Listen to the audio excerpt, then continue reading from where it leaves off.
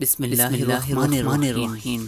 مختلف حدیث میں نبی کریم صلی اللہ علیہ وسلم نے ارشاد فرمایا، مجھے تمہاری دنیا میں تین چیزیں محبوب ہیں، خوشبو، نکاح، نماز۔ جو بندہ موت کے وقت تین چیزوں سے بری ہوگا وہ جنت میں داخل ہوگا۔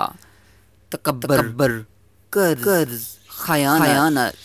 تین چیزیں اگر دے دی جائیں تو منع نہ کرو، خوشبو، تکیہ، دودھ۔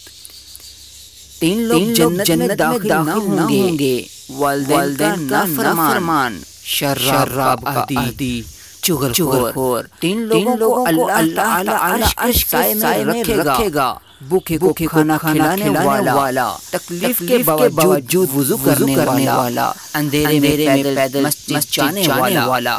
رسول اکرم صلی اللہ علیہ وسلم نے ارشاد فرمایا، اللہ تعالی اس شخص کو تازہ رکھے جس نے میری حدیث سنی اور اسے دوسروں تک